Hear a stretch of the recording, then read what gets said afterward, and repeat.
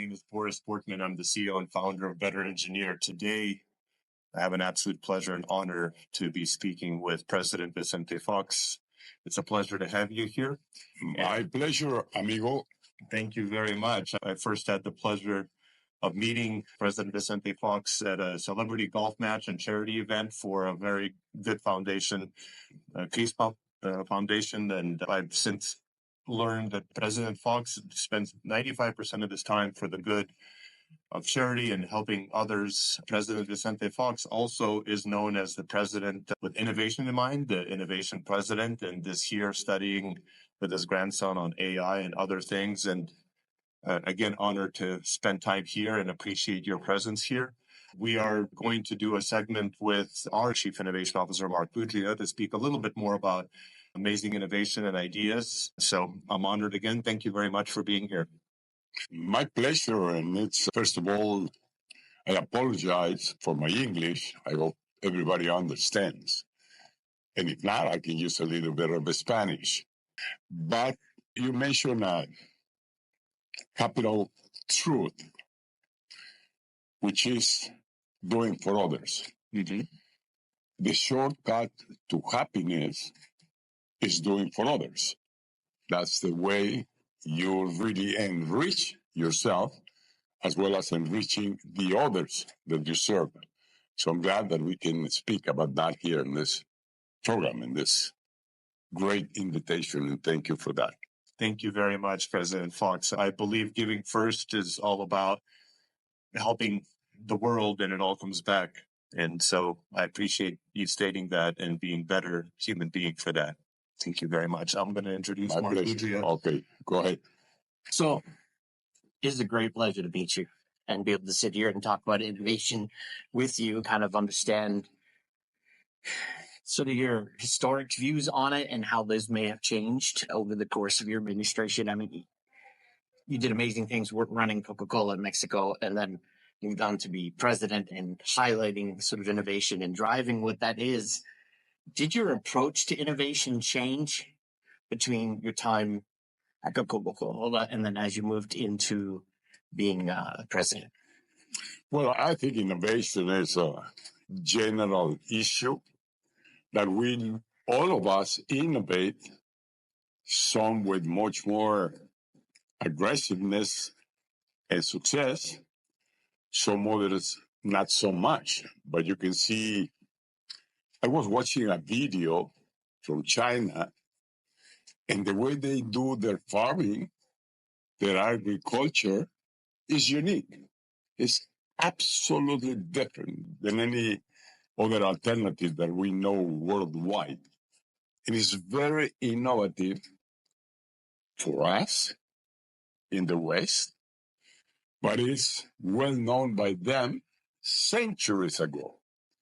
And so maybe innovation has a lot to do with exchanging ideas, learning from others, and the way they do things. If we take the farming in Mexico, we used to seed the soil to raise grain crops of wheat or corn. But since a long, long time ago, we used what we knew as fertilizers at that time.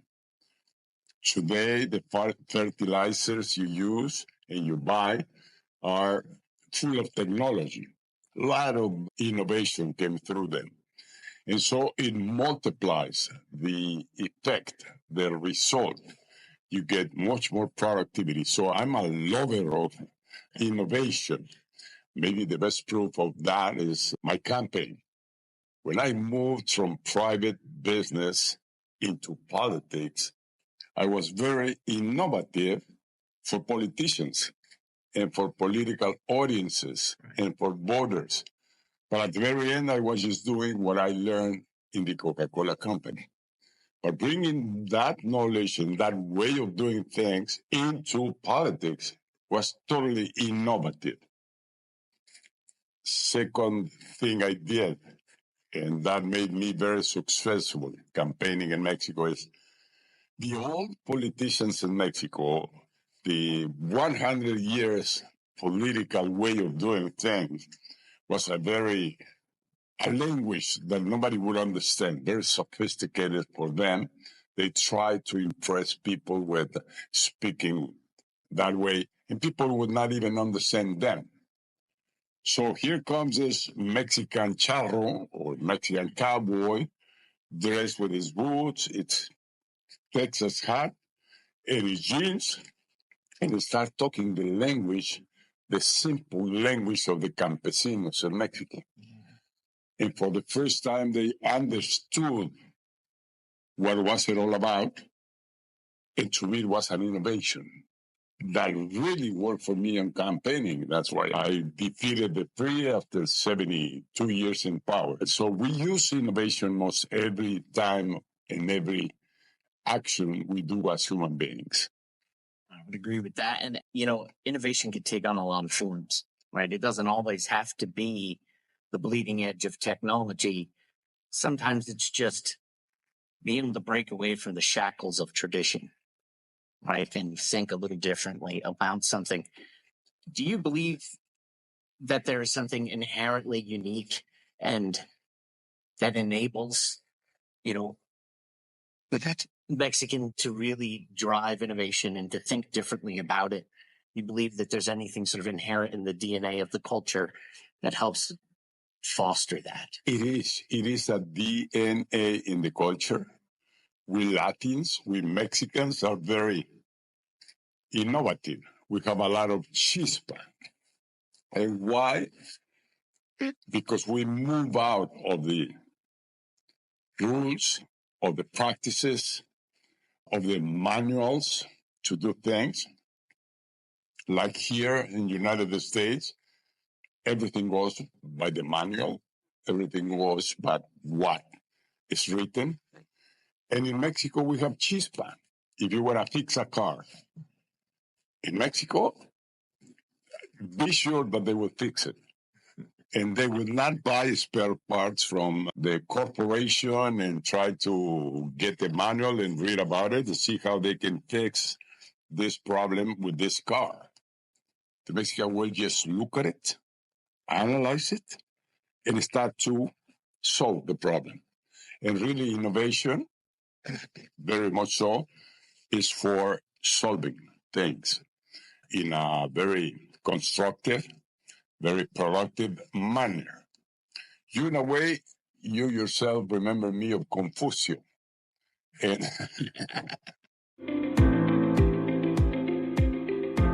that's another thing about innovation and technology and ideas. You can bring them in. You can invite them to come to your company, to your venture, or to your government. And so you get innovation just by taking it from another source. Yesterday, we spent the whole day at Palace, this cathedral, the Capital Factory. So that's incredible how innovation, how ideas play such a profound role there. How it's so attractive for every kid to come.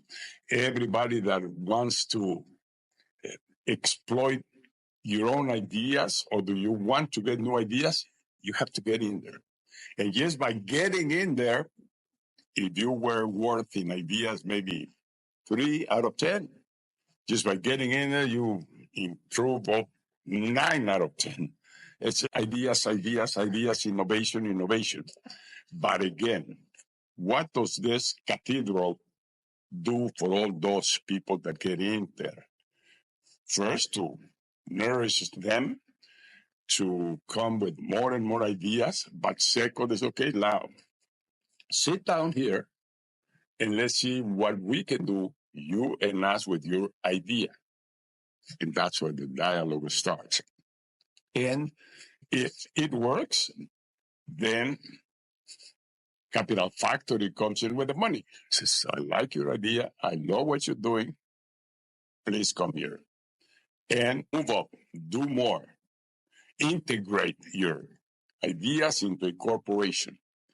And very successful companies come out of there. So much the U.S. Army and U.S. intelligence now is renting a full floor in this place to catch all this ideas of so many different people. That's what we don't have. We don't have in Mexico something like Capital Factory. We have a place, it's Centro Fox. Yes, it's an idea, it's a creation. It's something that we have there, and it's doing a great job because we work on leadership and we work for the poor.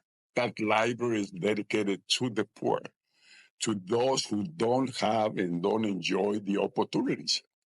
Where our kids from the rural communities in Guanajuato or in Mexico are going to come in and find out that they can do great things for the first time in their life.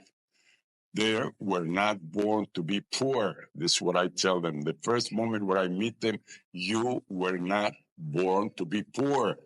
Make that, get it into your mind. Poor is he who wants to stay poor all their life. But you were not born for that. You were born to do great things in your life. Because we will pick up those kids, bring them into Centro Fox, give them their first experience in what is entrepreneurship, what is corporation, what is the business world, how it works. So that's what we want to do. Again, you tell me, is that creativity? Is that innovation?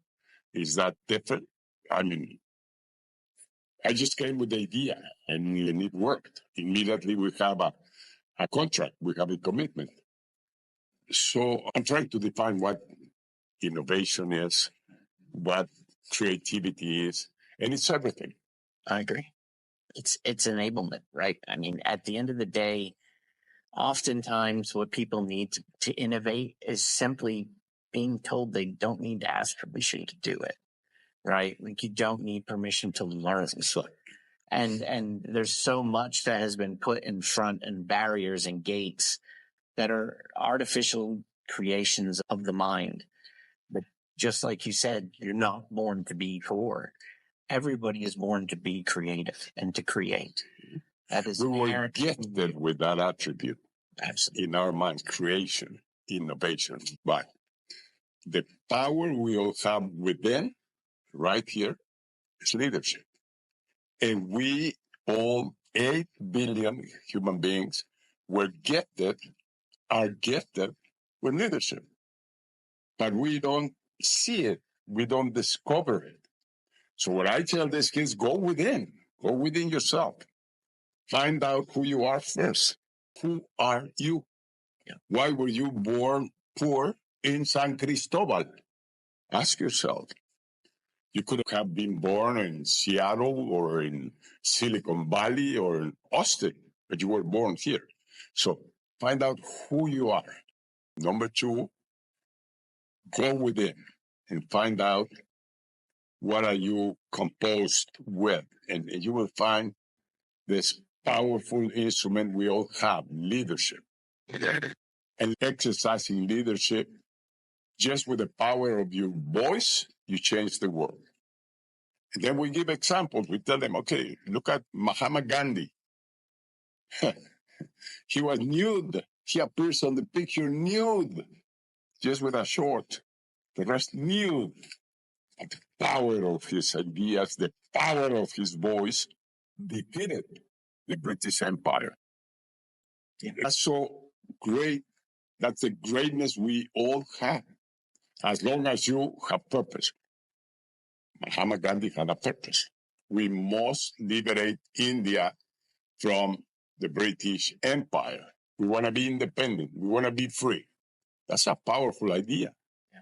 But that idea, anybody could have had it, but it was Mahatma Gandhi who had it. He innovated. He went as out. Simple as that SALT march, right? Of taking back the power to create on your own and not have to pay some other person and prevent you from doing something you can do natively. Yeah, but he was poor. He was nude, and he lived in a neighborhood that is.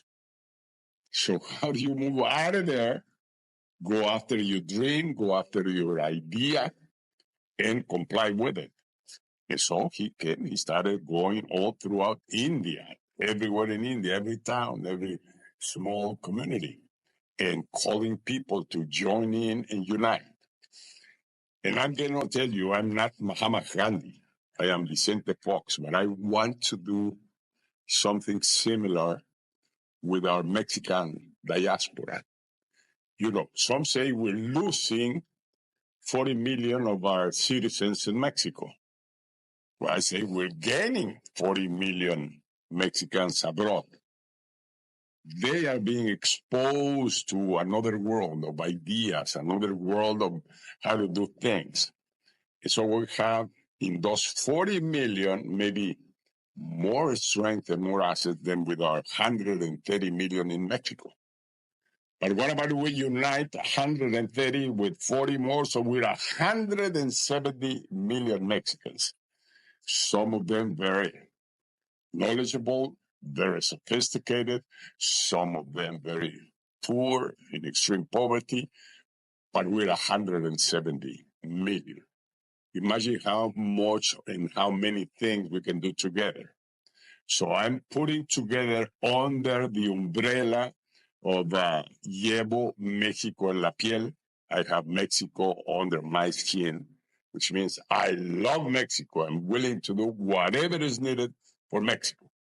So with that slogan, we're going to come out, get everybody to join in, put together a huge database with every one of them, and then start sending tasks.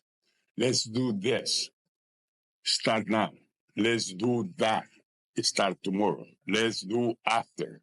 And if you're mobilizing 170 million, you're gonna get what Mahatma Gandhi accomplished, which is to liberate, is to move out of fear and go into creation. And we're gonna remember what President Roosevelt stated, and I love that phrase. Don't be afraid of fear, except having fear yourself. So get rid of your fear. Liberate yourself. Move out. Move up. And I think that's the call. That's the call we're going to do with this fantastic diaspora of Mexican citizens everywhere in the world. I love that. That's fantastic. And I love there's a lot of real innovation being able to use technology to help motivate that in ways that are frictionless, right? Like it's got to be a fast thing, something quickly that you can do. And do you know this lady, AI? I do. Yeah. Quite. I'm going to call this lady and tell her my problem. Tell her I need to unite 170 million Mexicans. How do I go about it? Do I bring enchiladas and tacos to them? Or do I give them hot dogs and hamburgers? So we need, and I'm sure there's one phrase that will call upon everybody, which is love. Love is the greatest thing, the greatest creation, the greatest innovation. Love. And by love, you can move mountains, as they say.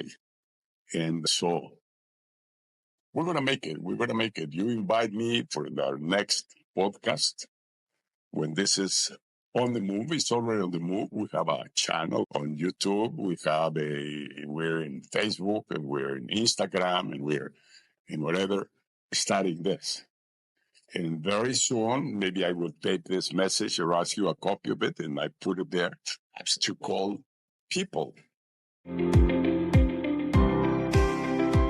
This has been such a great pleasure to sit and speak with you and understand, your thoughts on innovation and your thoughts on everything that's so incredibly important to so many and needs to be a message that more people hear and truly understand. So thank you very much. So you're doing your part, huh? Absolutely. Just by discussing, like we did in this program, just by that, we're doing what is necessary to. It has to happen. You have to talk about it. It has to be out in the open. More people need to understand what it takes. 100 years ago, if somebody needed a table or a chair, they went and built it. Everybody had the basic knowledge to understand how to execute to create what they needed. But that has gone away. People have lost the ability to understand the phone that's in their pocket. But everybody should understand the basics of how it works. Excellent. And make the world a malleable place the more that you understand things. So Excellent. that's the message we want everybody to understand. Fantastico. Wonderful. Anytime. Good luck on your venture. Thank you so much for everything. Gracias.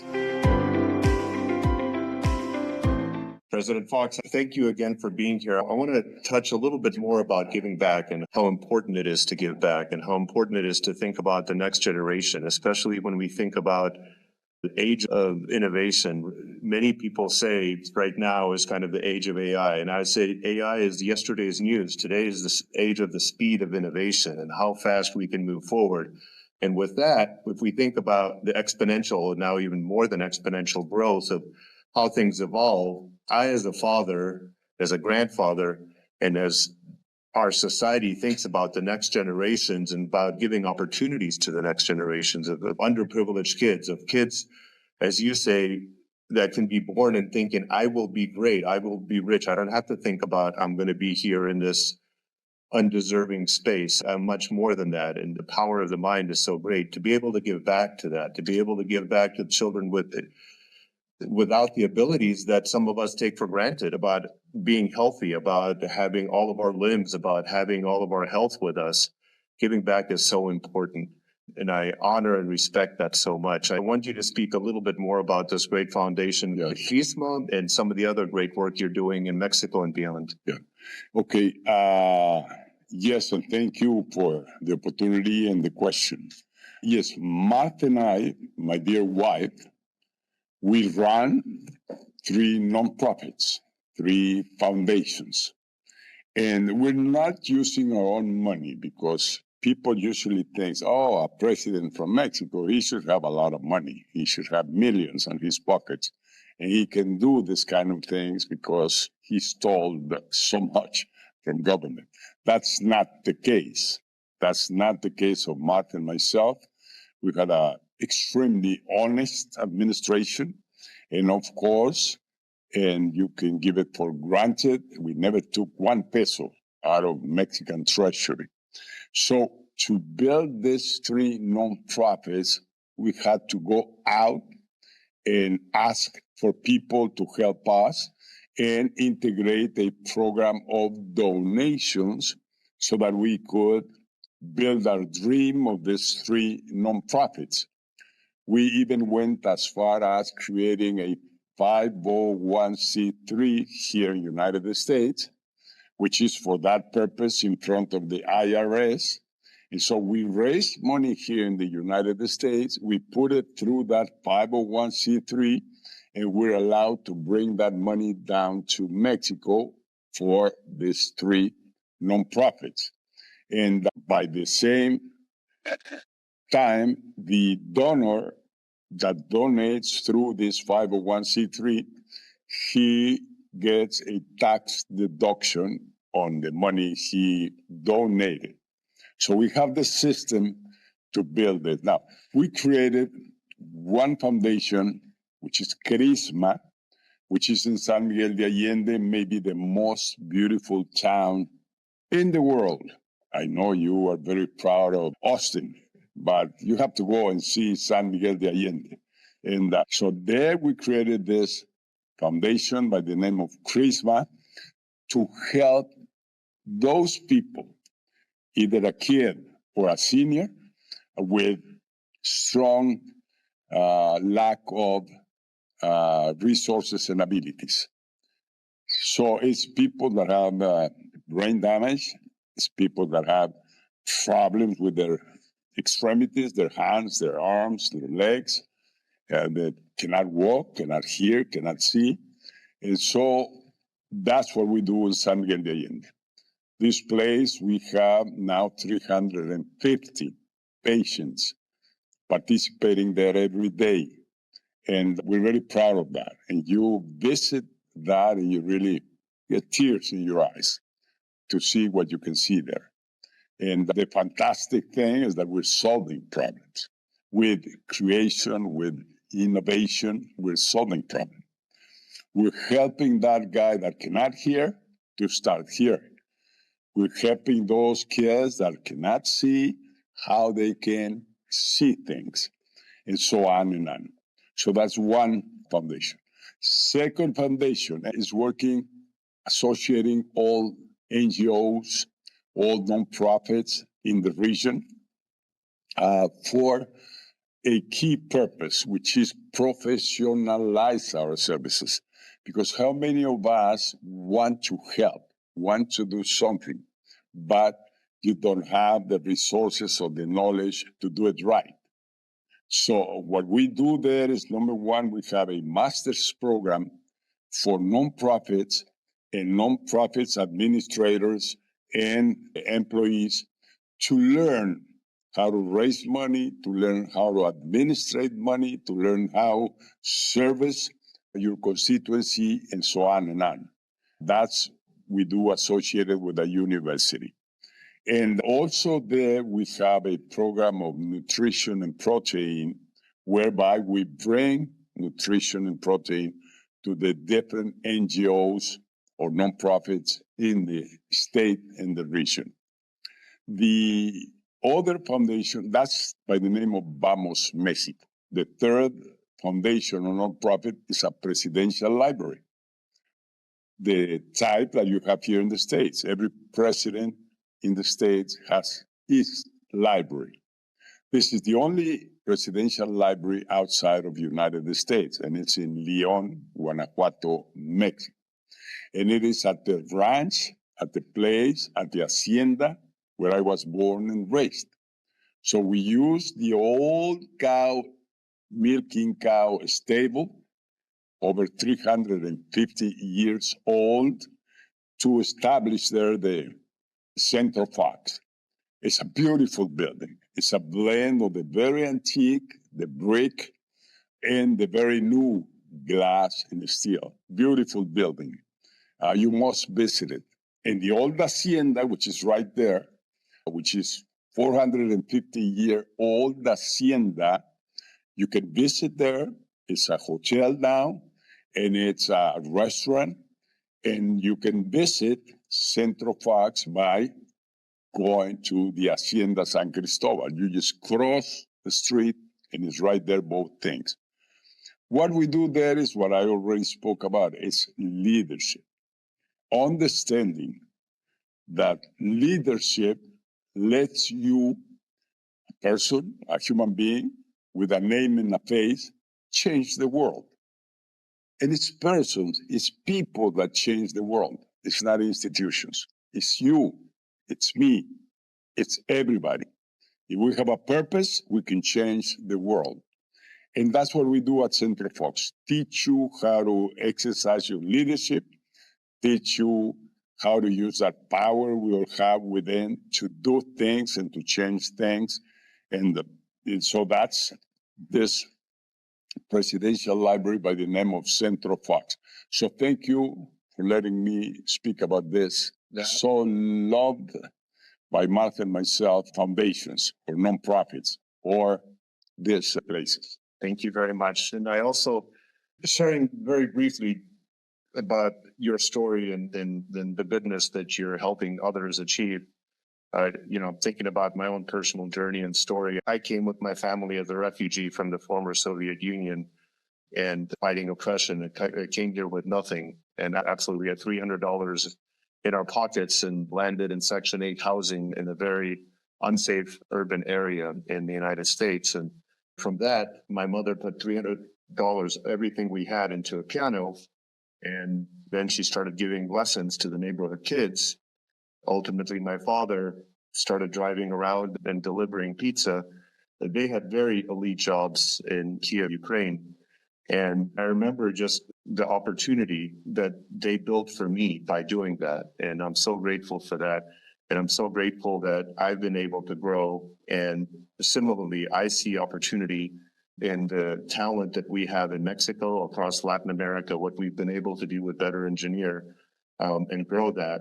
I want to ask you maybe a little bit more for the companies that we work with here in the United States about not just giving opportunity. The world is flatter, not just giving opportunity and thinking about there's cheap labor. It's not about cheap labor, but it's about actually innovation that is beyond just the capital factory, Austin, in the United States. The spirit and the talent is very prevalent in Mexico. And I'd like for you to just say something about the talent you see firsthand that companies in the United States can tap into in innovation, talent, better engineers, AI, and so on in Mexico. It's very three pillars. You have to have opportunities. You have to have somebody that is willing to take advantage of those opportunities. And you have to have some basic knowledge of how to proceed and basic help so that you can put together the opportunity with the desire to progress with knowledge. And then you're done. You do it, you make it. So that's exactly what a migrant is. And let me speak a little bit about this fantastic, most lovely people. I adore migrants because they are by nature and by DNA the best example you can have about leadership and opportunities. These people, like your family, moved out because they didn't see enough opportunities there, and they said, where do I go? And you don't go anywhere. You go where you're going to have those opportunities. This is why I always tell the United States, the migration problem is because you're being so successful. The more successful the United States is, the more successful its economy is, the more attraction to people with desire to solve their problems. So that's exactly. Now, you come from a migrant family. I come from a migrant family, and everybody here in the United States, except the Indians, the original Indians, comes from a migrant heritage. Everybody, those who came from Africa, those who came from Latin America, those who came from Mexico, those who came from Serbia, it's a land of migrants. And that's the miracle. A land of migrants blends the best of everybody, the leadership of everybody, to construct and build a great nation. And that's what happened here. My family go back to Ireland 500 years ago. Ireland was doing pretty well. And all of a sudden, hunger, disease, problems, unemployment began to be prevalent in Ireland. So my family says, no more opportunities here. Let's move out. So they moved to Strasbourg. Why is Strasbourg in the border of France and Germany? Because it was the center of the great dynamic action of progress in Europe. So what I'm trying to say is that we migrants have a certain way of smell and detect where am I going to be going. My family didn't leave Ireland just to go anywhere. They decided to move to the best place they could go for. So they moved to Strasbourg in France and Germany. And then all of a sudden, again, war, disease, unemployment, lack of opportunities comes there to Strasbourg. So the family says, vámonos, let's move out. This is not working well. And they come with all this huge, this mammoth migration wave from Europe to United States through Ely Island. So my family gets a boat, decides to move from Strasbourg, and they come to United States. And they found their dream here. But there in United States, they said, well, we're here now in New York, in Ely Island. But where are the opportunities? At that time, the state of Ohio was the number one state in activity, in dynamism, in progress, because people was moving there. And you visit Cincinnati, Ohio, on a hill, you see how people migrated from the east to the west.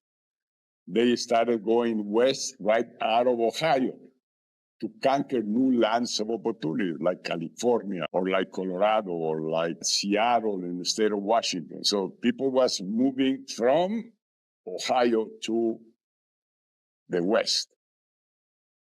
So, concluding, migrants not only have a very strong leadership attitude to take any risk to progress, but also they smell where the action is, where things are happening that will be attractive to you. And that's the story of my family. That's the story of your family. And here we are. Gracias. Okay, friends, amigas, amigos, let's keep in contact. Let's keep working together for a better world. I'm going to leave you here in this program where you can reach me. And you can reach me starting with www.centrofox.org MX. Let's keep in contact.